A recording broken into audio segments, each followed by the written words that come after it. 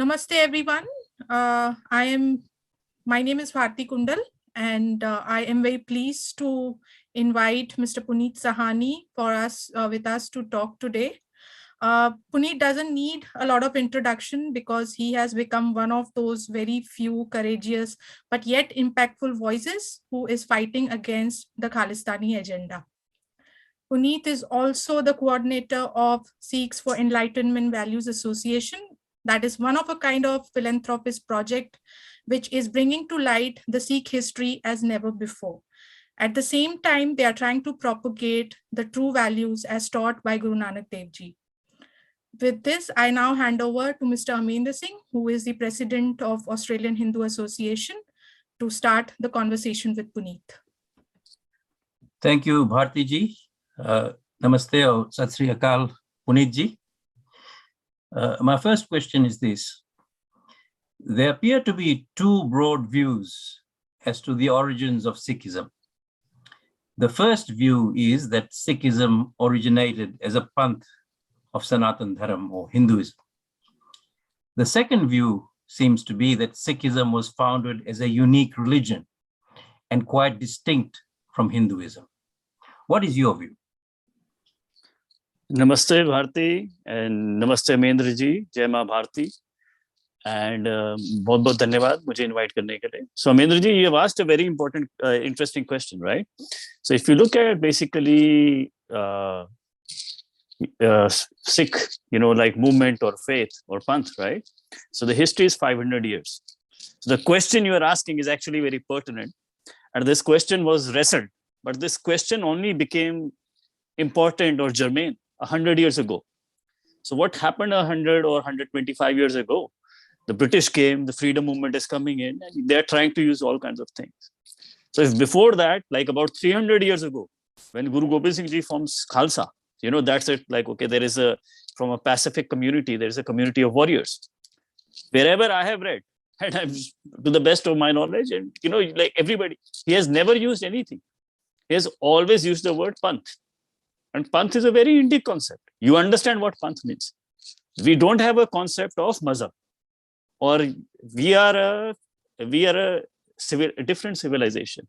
So we don't have a confession-based faith, like you have to believe Jesus is the Son of God, or you have to believe Muhammad is a prophet.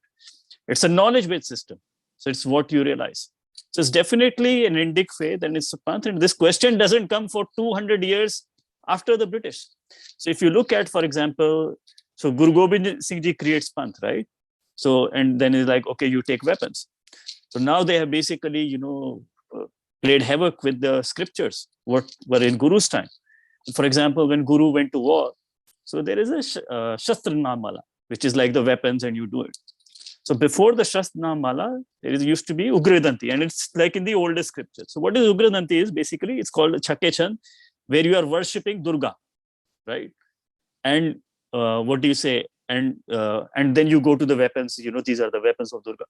No, it's just six, chands, or, six stanzas. So very small, anybody can read it. And that's one place where Guru Gobind Singh says, I am creating a third panth again for Khalsa. He says third one. But what is very interesting is that is like the line 119. And this is what Khalistanis do, or what this British totally started doing. They would take a scripture and, just take one line from it and run amok with it, right? And not forget what context in it written. To give you an example, so this is line 119 of Ugradanti. What is line 117, 2 lines just above?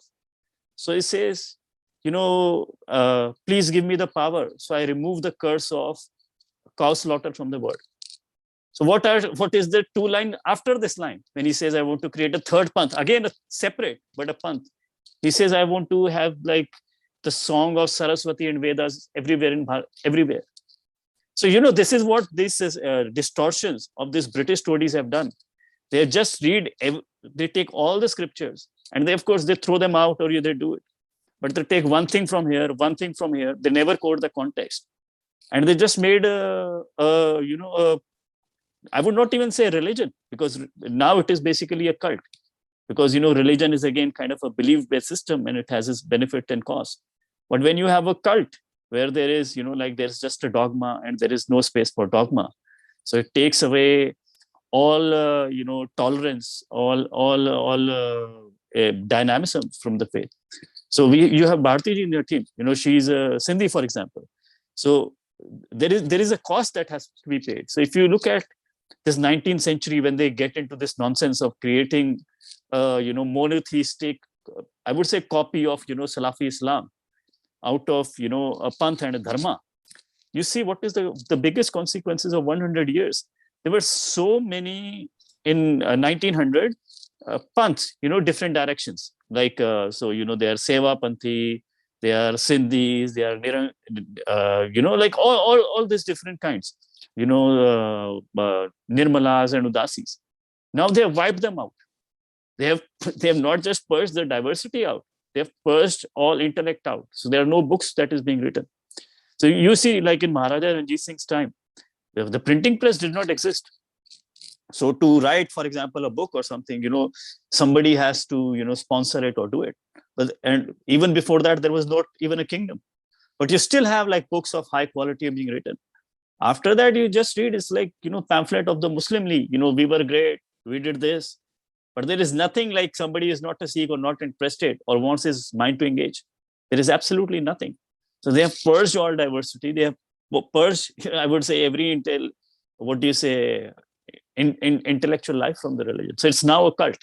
So, it was a long answer to your question.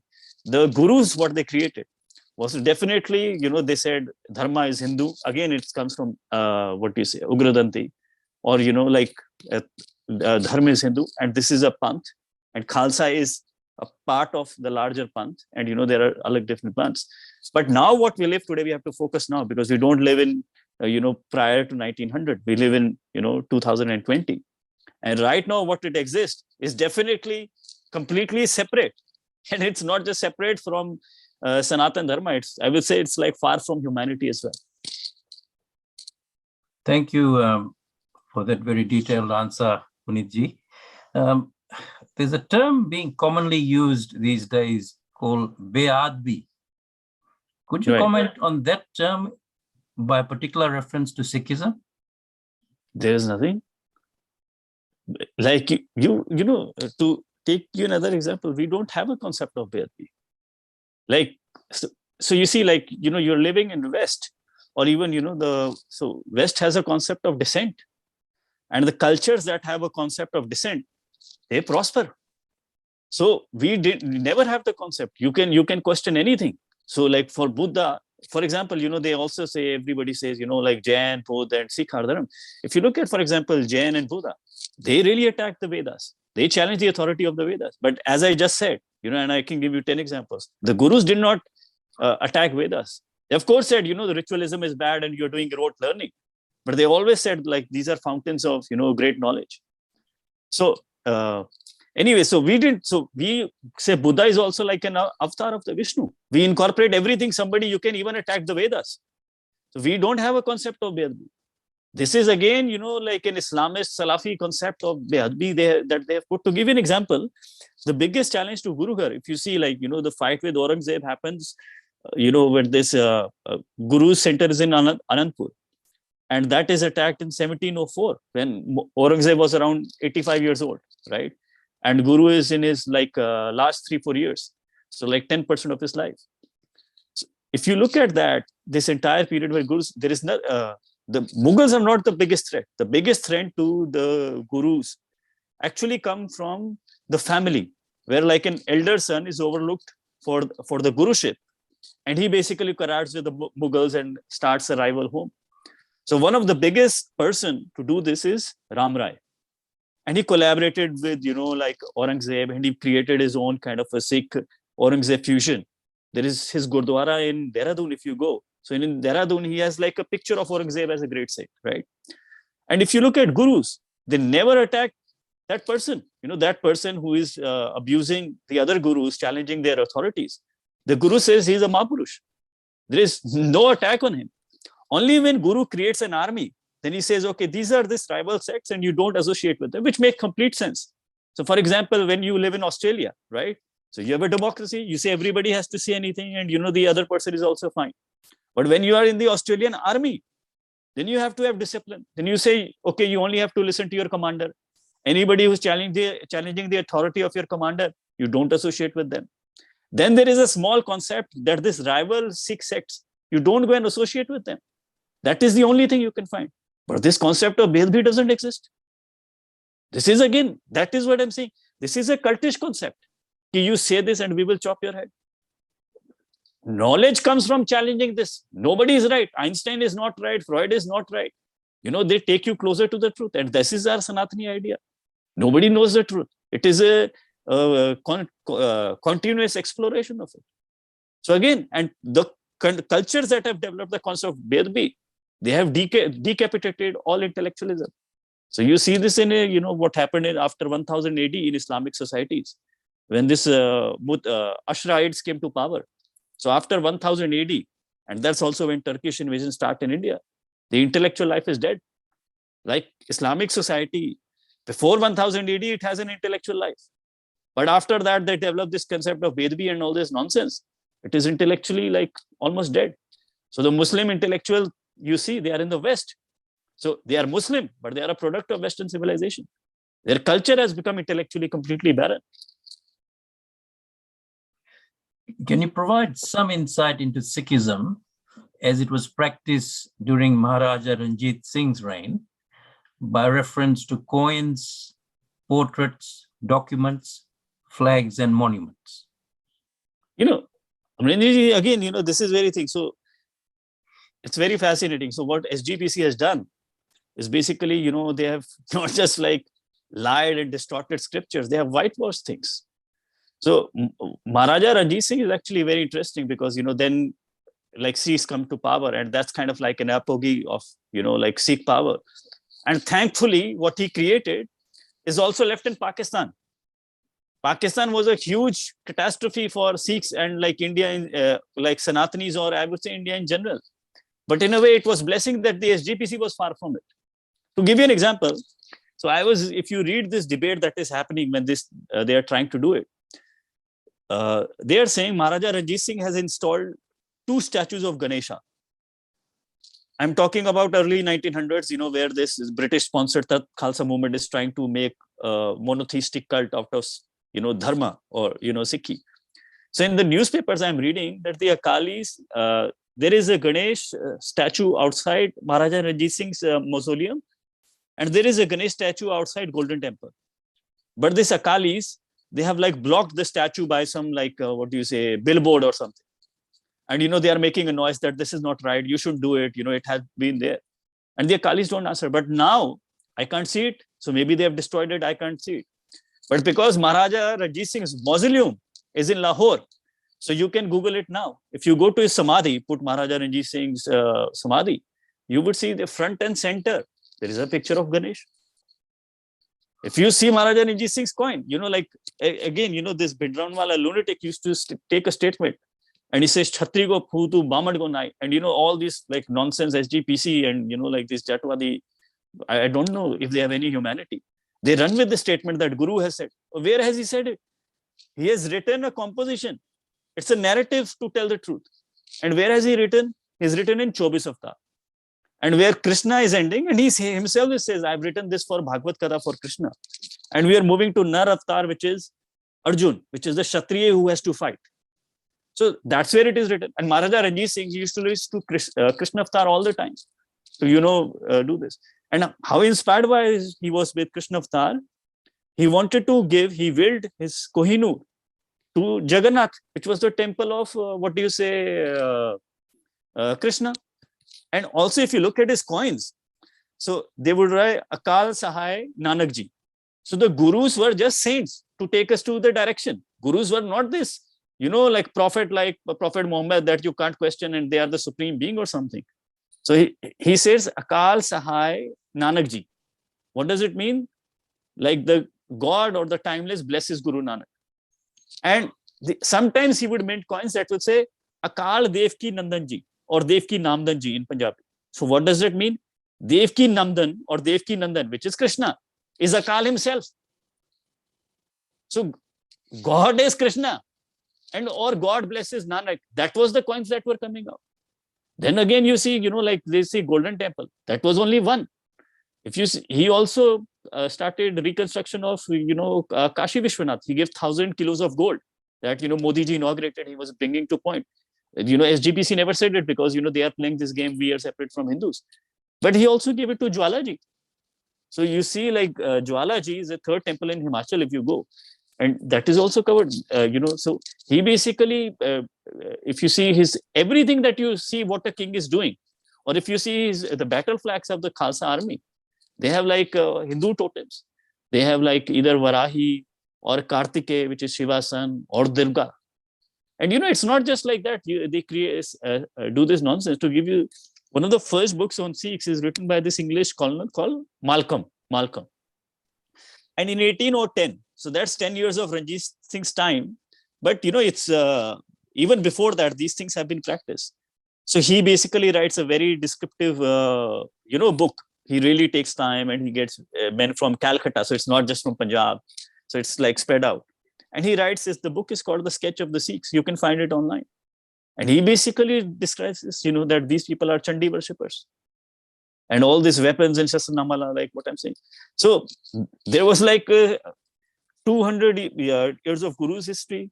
Then 200 years after, in that, we have like the Sikhs fighting the Mughals, and like 50 years of Maharaja Ranjit Singh's time, and then the Sikh Empire falls. And then 150 years of the British. And when that's when all this nonsense starts, and they incentivize all this, separation of Hindus and Sikhs. And, they support, these people who have committed actually, like complete fraud. Like, I don't know, we have time, maybe like in the next time, or we will see if we have later. I'll just tell you some frauds of this leading lights. If you Google, you say like, oh, this must be like the most important person. And now it's coming to light that they have committed frauds. Like absolute, you can't imagine the level of fraud this people have done. Like, for example, Bhai Veer Singh. If you Google him, he has a Sahitya Akademi Award. In Delhi, there is a library after him. There is a road after him. But the amount of fraud he has done, I don't know, like children born in, even families of, criminals, what he has done on scholarship.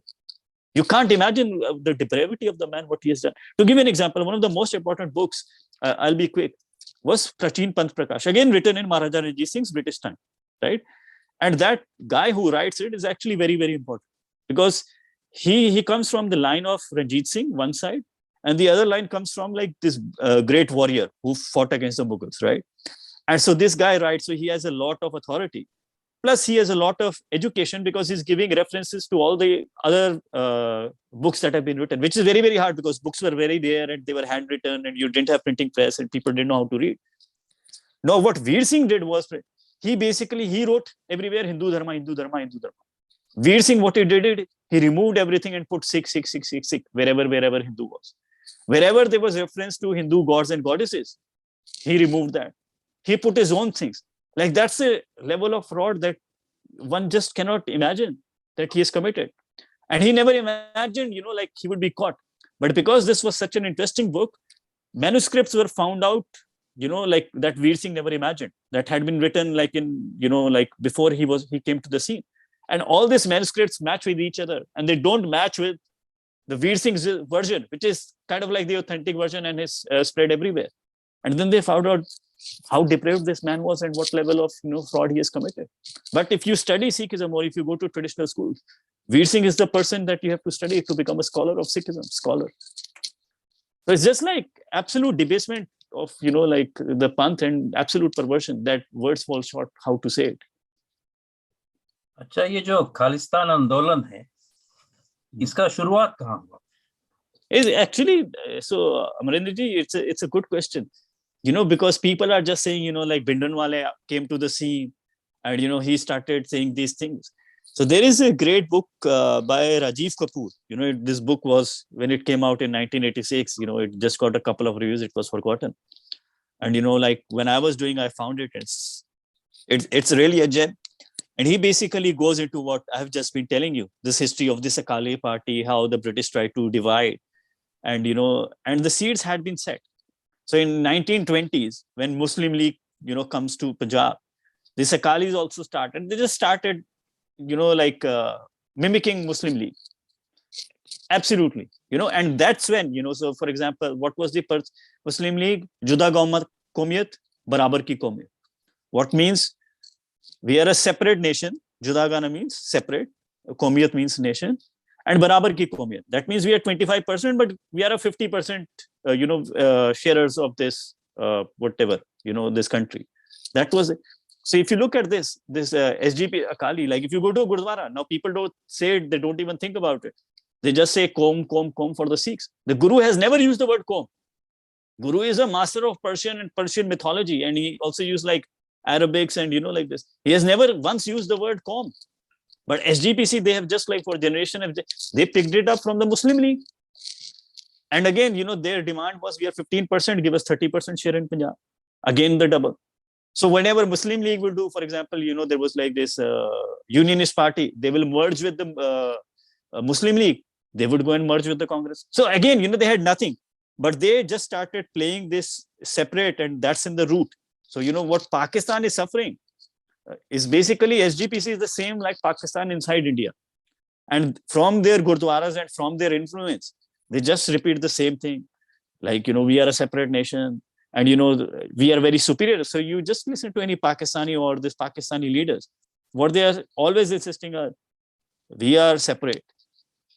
We are the most superior people and we are the biggest victims. Now, if you play this game, iterate, eventually, like you're going to have a catastrophe. Like if you have to live in a civilization, you have to focus on what we share in common than what separates us. And like nobody is superior or inferior. Your actions make you so. And there has to be an objective way, like how much you contribute to society that makes you, superior or inferior. But if you play this game, you are playing this tribalistic that we are conflict, we are separate from them, and we have been the victims. Then eventually, like you will have a counter reaction from the other side, and it will just going to explode. So what SGPC, and if you look at this, is exactly like Pakistan. This ideology of Pakistan. So Pakistan is the same. They excavate. They found out their civilization that they existed much before, like the Islamic invasions, or they just reject everything. SGPC does the same. They read the scriptures. They found the gurus and also Maharaja Ranjit Singh. In the time, they imagined themselves as completely as Hindus. They just like whitewash over this. So if you see, they don't even want to read the work of the gurus or something like that. I can give you many examples where they have chopped up the writings of the gurus. So for example, it is the essential part of the liturgy. If you're an baptized Sikh, you have to read a composition of Guru Gobind Singh. It's called Benti Chupai. Whereas, it's he's making, I think it's from Chandi Charitra, and again, part of Chandi, and he's saying, Hamri karo haath de racha puran hoye chit ki ichha, ki, give your hand and bless me, and, save me, and, so that had 29 verses. Now, if you read the SGPC version, it's only 25. Now, that's a very dangerous thing, because the thing is, it's written in meter.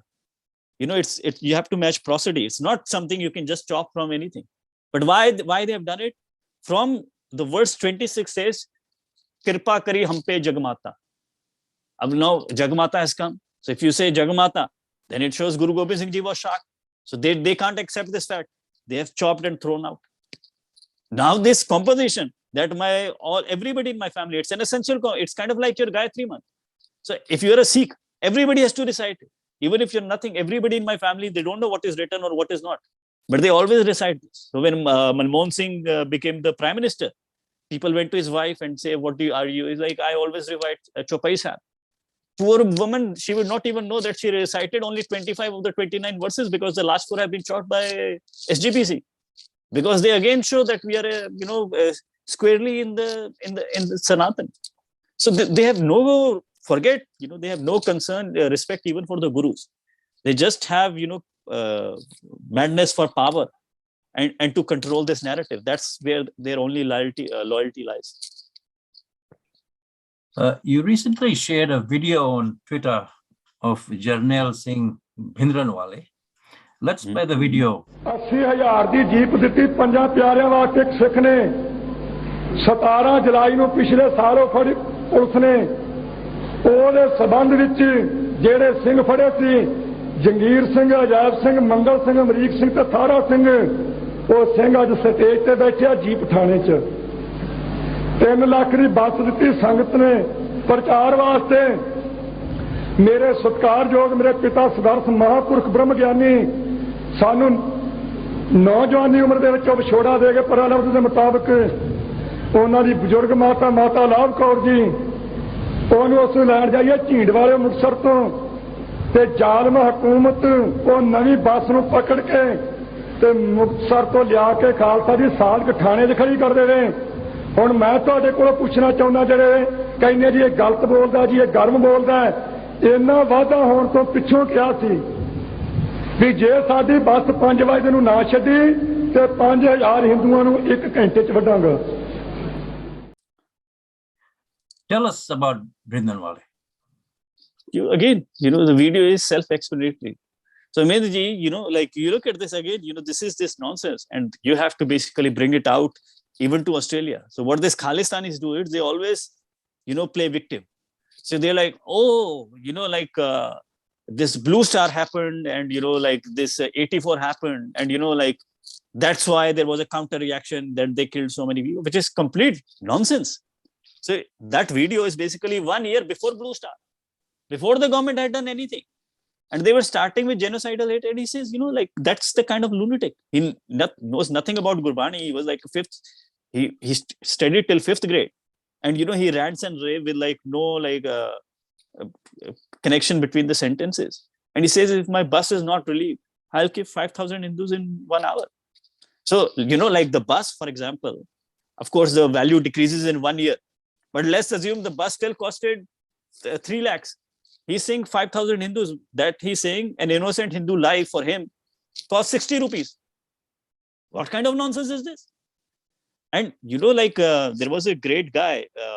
Now he got so heartbroken because he grew up among Sikhs. He was very fond of Sikhs. The first Canadian to report on these things his name was Terry Glavin. So he reported for years in this Air India bombing, and he just broke his heart. He started writing, but his earlier writing is very interesting.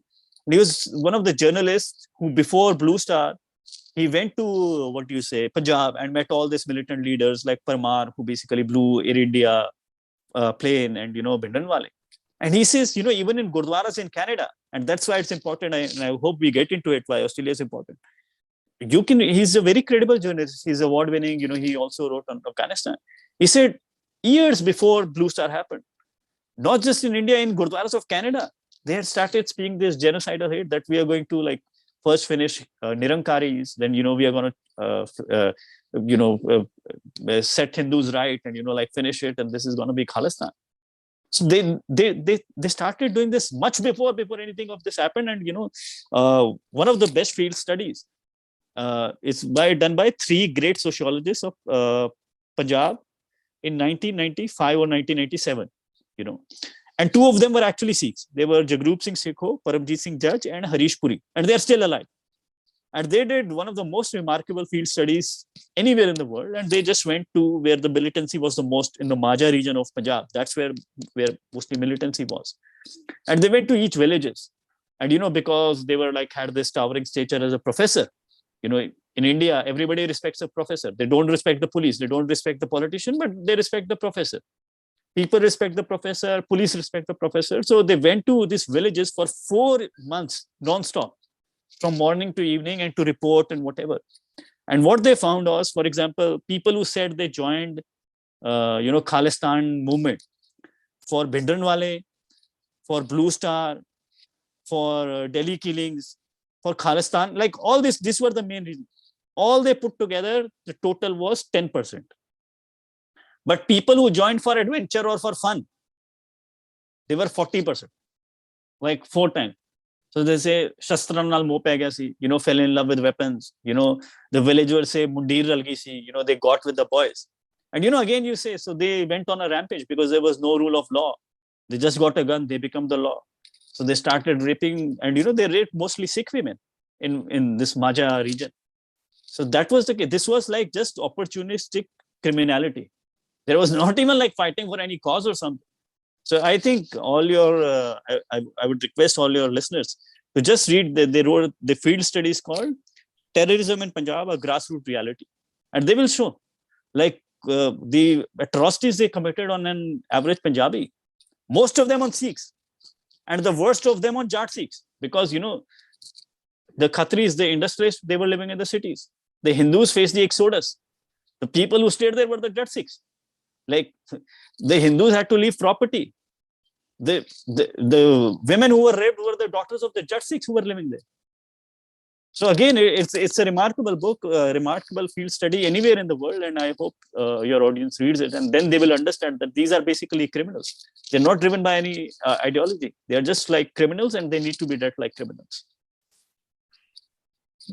When we read an article on a Kalistani related issue, in the comment section, I found this comment, and what the article had said, it had said about Brindanwale, that among the things he did was that he killed other Sikhs, such as Niradkaris, Namdharis, Satnamis, and Udasis. The commentator says this: all of these sects are not Sikhs, including Radha Swami, Guru Nanak Ji's son, Lakshmi Chand, was a Udasi, and he was rejected by Guruji himself. What is your opinion on this comment? Again, like, so of course, he's like a bit off on history. Like the guy who started the Udasi faith is the other son, like Sri Chand. But anyways, what he's saying is right. And I said also before, there was a lot of diversity. So imagine like how you understand like Hindus, right? So they have Shakt, they have Shaivites, they have Vaishnav, then they have Arya Samajis. There are so many. They are Lingayats, right? And if anybody wants, for example, Shakt, they say, we are the only Hindus. And, we are going to purge everybody out. And these are all, like infidels or traitors or whatever. You can do it. And especially if you have the British government or the American government or some like most powerful government in the world sponsoring and supporting you. Of course, you can achieve it. And, you can put these thugs in like positions in Gurdwaras and everywhere. And over a generation, they will wipe. But the civilization would be wiped out. It's not like even if the Shakt, if that is the main seed, that will survive. Because there is no dialogue. So that's what they have done. And they celebrate this fact. Oh, like, like these people don't exist. And it's so much nonsense. Like Seva Panthi, we can actually have a discussion just about Sindhis. They have their very unique traditions, and they have maybe some of the biggest contribution that they have done is to like spread Guru Nanak's message. But again, they are being harassed. To give you an example, the Sindhis don't call Gurdwara. It was a Guru Mandir. But there's such high reference for Guru Nanak that when a man would marry, he would be given a Guru Granth Sahib.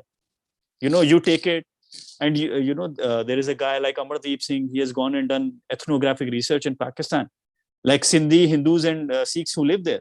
There is no separation between Hindu Sikh because that was not in SGPC control.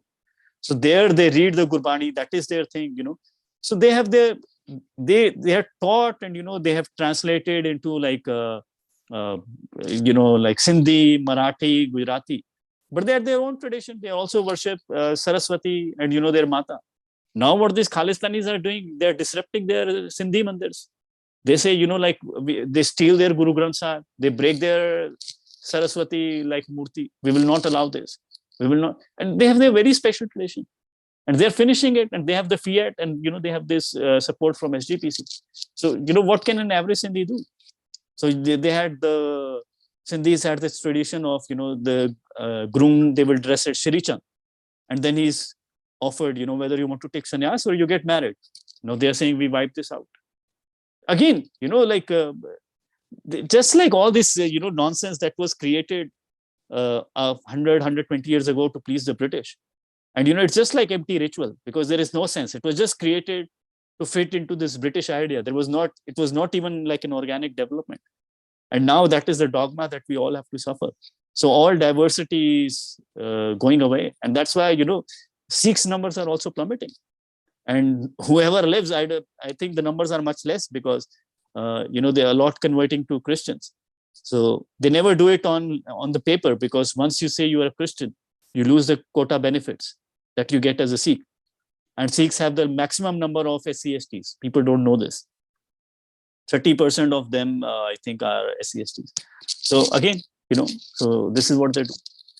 So the numbers are plummeting because there is no dynamism. It's just like a cult and cult of, there is great achievements of this faith, and there is still like a great message of the gurus. But what you have SGPC is basically a Taliban, and who wants to live there? Are Sikhs persecuted in India? This is a very interesting question. Like this can be answered in two ways. Like again, anybody can say anything. I can say I am the ruler of the world. What is in the end is like the facts. So, for example, what is very interesting is, this nonsense is coming from SGPC and Punjab, where they are. The Sikhs are 55-60%. They're a majority. So they control the power. The Gurdwara, they have their mini Pakistan kind of a thing there. They say we are, but I am from Delhi. We are 2%. We never say we are persecuted. In UP, Sikhs are 0.3%. So if you look at India, in Maharashtra, they're less than 1% or negligible. If this would have been true, the biggest noise would have been coming from where they're in a minority. But the Sikh never comes. Sikhs are, wherever you go, they are disproportionately successful. Whether you look at the army, you look at film industry, you look at the economy. And, to give you an example, everybody was celebrating this Sundar Pichai and this Parag Agarwal Twitter. So even if you look at top 10, so I'm talking about creme de la creme. There is nothing higher than that. Like top 10 Indians, in CEOs abroad, 2 of them are Sikhs. If 2 of them out of 10, what is there is 20%. So the Sikhs are not even 2% of the population. So means that absolutely top, like there is nothing more top than that. They are 10 times overrepresented. So one is Banga and the other is Suri. All Suris are Kukran like us. They believe in the gurus. So, and what is very interesting, really, these people are also the product of India. And they are product of India outside Punjab. Not where they play this Gadar Pakistan game. So they are not a product of Taran Taran, and they are not a product of Canada. I am just saying, where they are making this noise out of Canada. They are also, so the Sikh population, in India is 2%. It's the same in, in Canada now, 2%. So I'm saying just compare. Of course, it's a first world country and, there are less things. So better off. But I'm saying at the top, what you are producing in Canada, you compare. So you are 2% of Canada. You give me how many CEOs or what you're producing, and we compare it to the Sikhs of India. So the Sikhs have a much better thing, and what we produce at the top is much superior what Canada can produce. So who are they to speak this nonsense?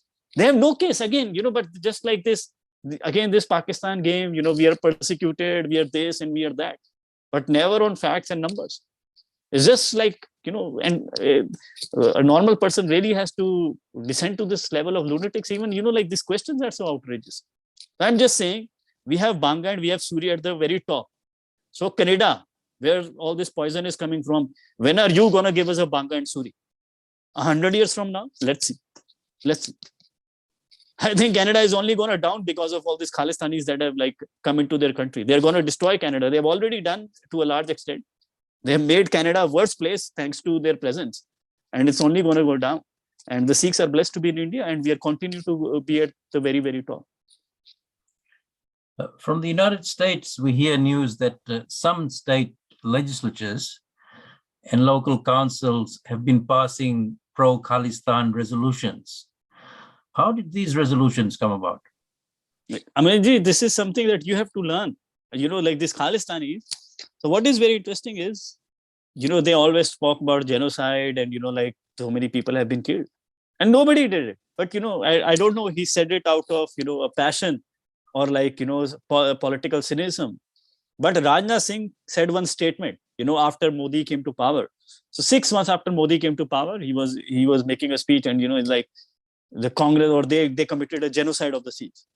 Now, what this Khalistani did was they took one statement and they basically went and they say, look at this. The right-wing defense minister is saying this. How can you say this genocide didn't happen?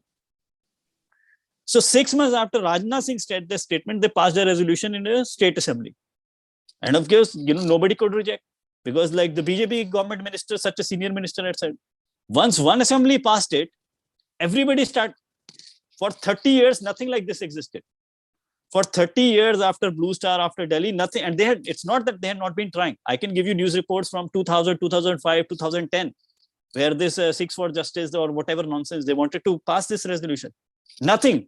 But because of this Rajnath Singh statement, they passed it. Once it was passed, you say they went to another assembly. You look at this, Pennsylvania has passed. Why can't you pass it? They're like, okay, Florida is going to pass.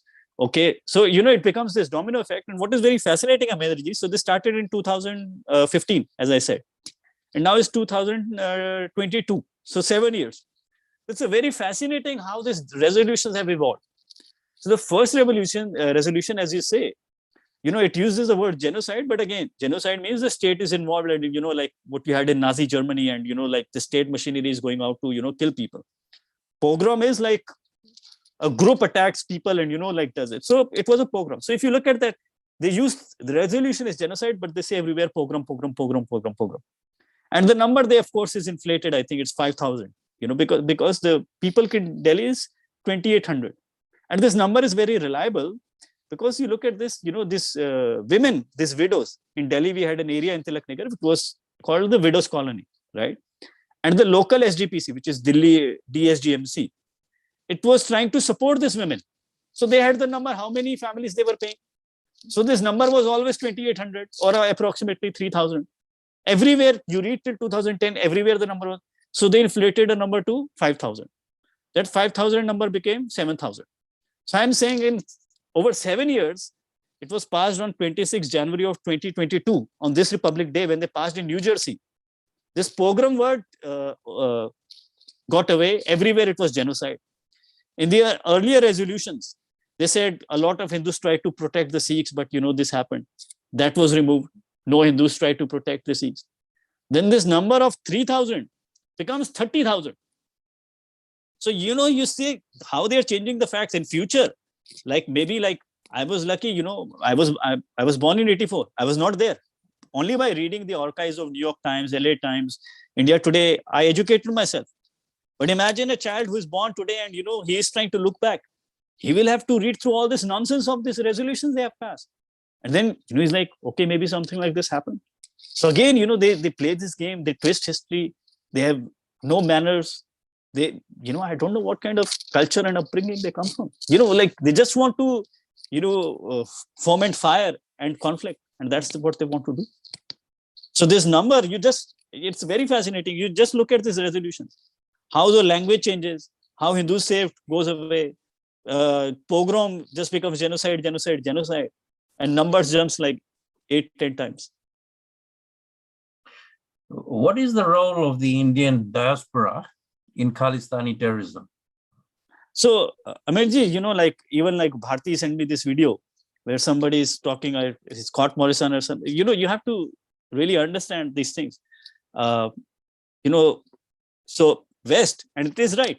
It is here, this is Australia is a satellite of Western civilization, and like people come there and they had a lot of religious conflict, and they have an idea of protecting civil liberties, right? And these civil liberties can really be exploited. So all of you look at, for example, Khalistan, and Canada and UK are like the prime example. So much of they use this laws of this country to foment terrorism in Punjab. And when you make a case here in Australia, you have to not say like, these people are bad, because whatever you say, this Khalistanis or this Islamists, they can say 1,000 times louder than you and in 1,000 times better organized than you, because this is their only job. You play like, okay, read a book. They play Gurdwara, go and capture this Gurdwara. So they don't have any culture or manners. So if you shout and say, these people are bad, or, we will not, you just have to make a very simple, cogent case. Okay, this is what these people have done in, for example, UK. This is what these people have done in Canada. And I would recommend this book. It's just like in 200 pages, and he captures so much by Terry Molesky's book, Blood for Blood. I think everybody should read it. And he describes how they have used like the Canadian state to, run all kinds of terrorism. And that's what, to give you an example, Canada is built on gentleman's agreement like Australia. So what these people do, this is, I'm telling you a recent story. what these Khalistanis have done, they basically get all this, people who work in Gurdwaras to sing hymns and something. So they get them in, special visas to come and work there. In Gurdwaras that don't exist. So when somebody was issuing the visa, they Googled the Gurdwara and say, oh, there is a Gurdwara that exists and it has reviews. But one journalist went there and there was no Gurdwara. And the Gurdwara could not exist because the land use would not permit.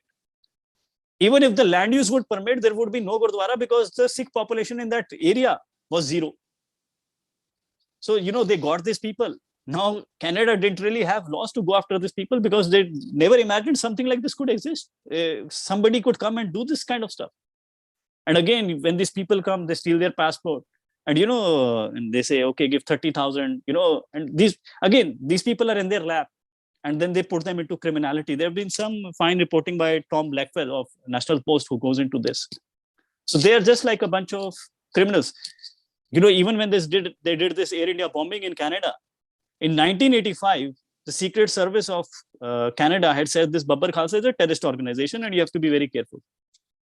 But this organization was not banned till 9/11 happened because of this bureaucracy. They were like, okay, nothing happens, whatever. They were taking tax deducted donations, Babbar Khalsa, till 2002, till Americans slapped them, okay, we have to take action against this terrorist or something like that.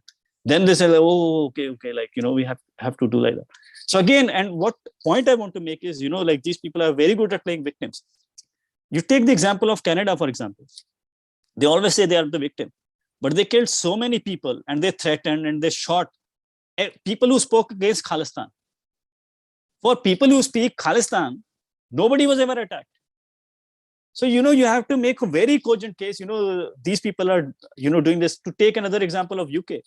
So there was this one guy, Dharam Das, Narayan Das or something, our handle also posted it. He just said, we want unity of India and Khalistan is a bad idea and, this is spreading hatred. That guy was killed. His name is Rajinder Singh Bhatt, right? The guy who killed him and, the court came down very heavily because that guy had no repentance and he's like, I did a great thing. I went and murdered this, kafir or whatever, he's not a Sikh or whatever. So that guy was released after 35 years. And when he was released, his name is Bhai Rajinder Singh. If you see all this Khalistani organization and even as the SGPC, they are venerating him. And what is his thing? He has no education. His only achievement in his life is he went to UK and he killed a person because he thought different from them. So this is what you have to make the case to Australian government.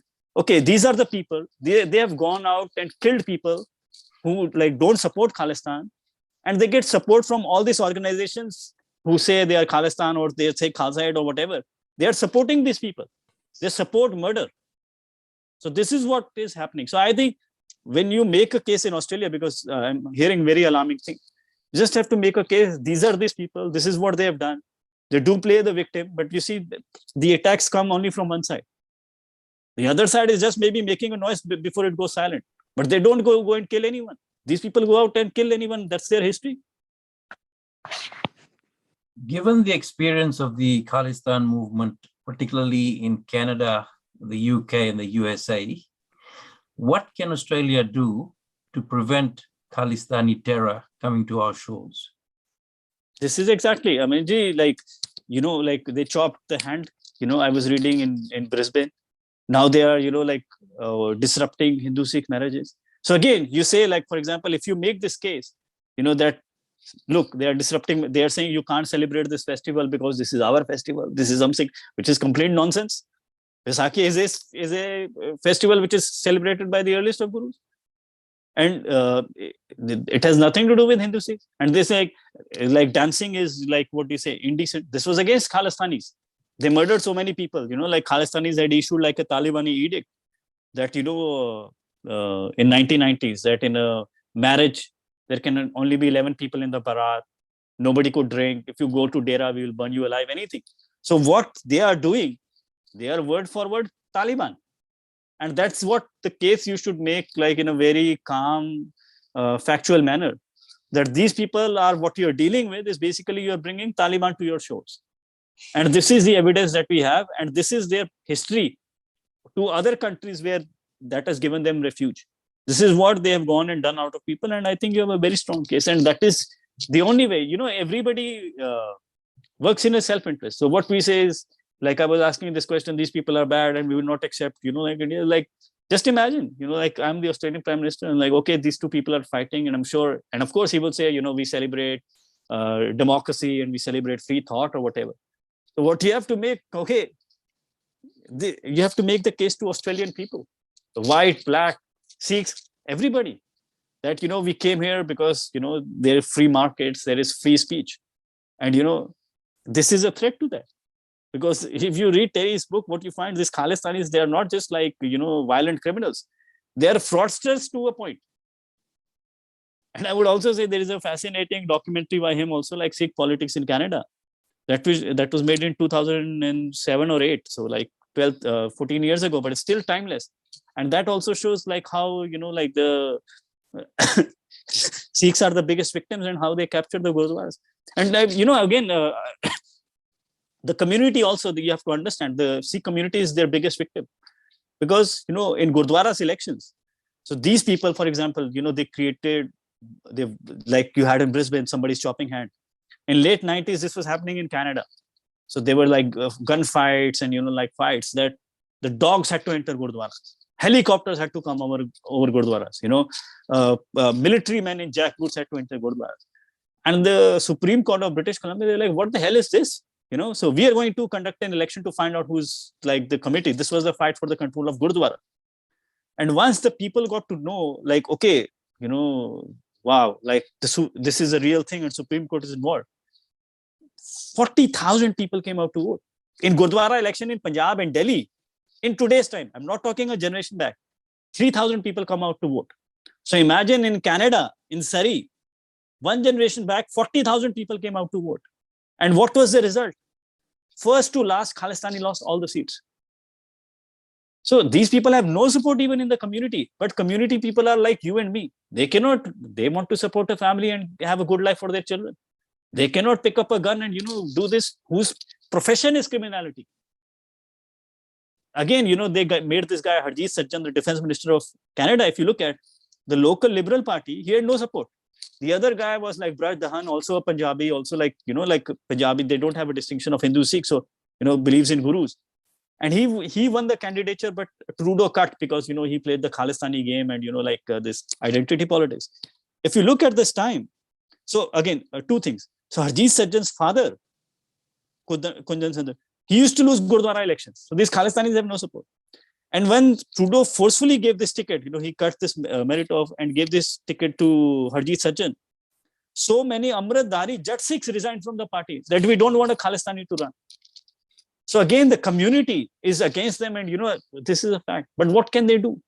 When like the politicians at the top, they want to play identity politics, then this would happen. And you see the relations with also India are suffering for Canada, which is not in the interest of Canada. Interest of Canada is to have great relations with India. India has helped with vaccines.